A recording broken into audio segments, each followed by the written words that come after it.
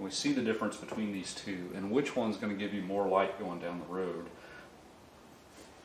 No doubt we can put quality lenses in this old yellow thing all day long, or sorry, quality bulbs, and the reflectors are good, they're still intact, there's no sign of condensation inside, but that lens is so cracked, it's spider webbed, it's yellowed.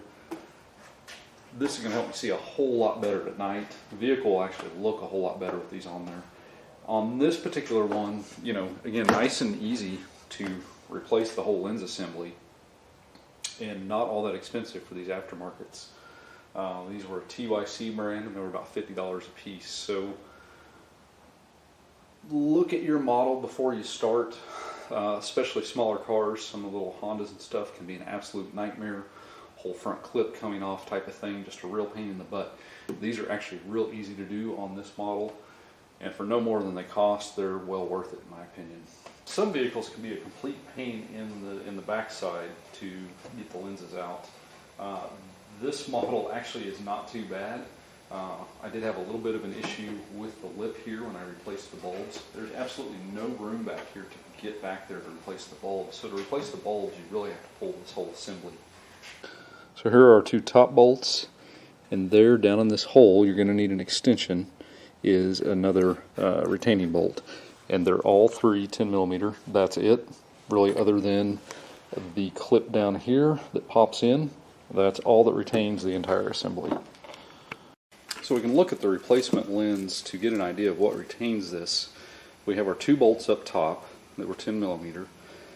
And then we've got just a locator pin here and a metal pin that snaps into a metal clasp there, screws down into that front end. So it's a 10mm as well. You will need a bit of an extension to get down there. There's no real room for a wrench.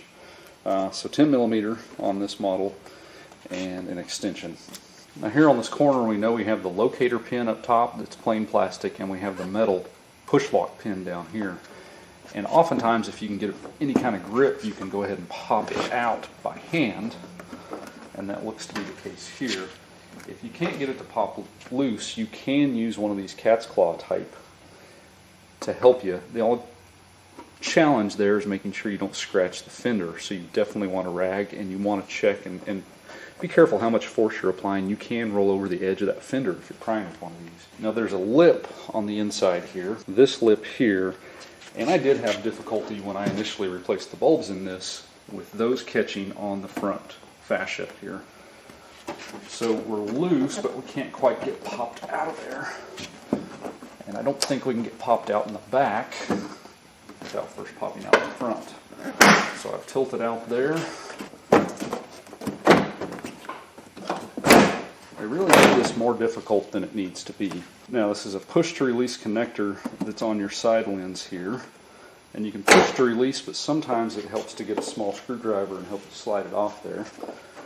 And another push to release connector here. Okay, and that's it. Our assembly's out. Now, with the way the protective film is wrapped around, I'm going to have to peel it back at least to some degree to get it popped in there. I just need to get it back away from the edges.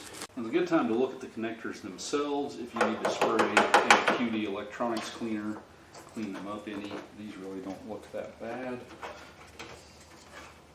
We don't have a whole lot of slack in these. Almost have to set this partially down to be able to reach to get them connected. Okay.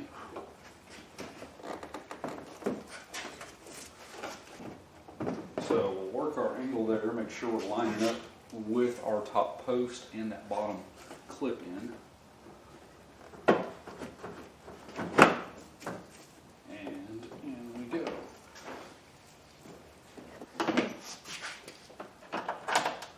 Now we'll start our bolts there. You can flush up here, flush back here. And now we'll just tighten down. So these need to be fairly snug, but this is a plastic lip here, and it does have a washer, a caged washer on the bolt itself. down and crack the plastic. So you're literally looking at about 50 bucks a piece. So 100 bucks total and about 30 minutes of work, and that's really all it takes on this model, on the Expedition, this body style, to swap those out, and I think it's well worth it. Thanks for watching. Added bonus on the passenger side, I found a Dragonfly.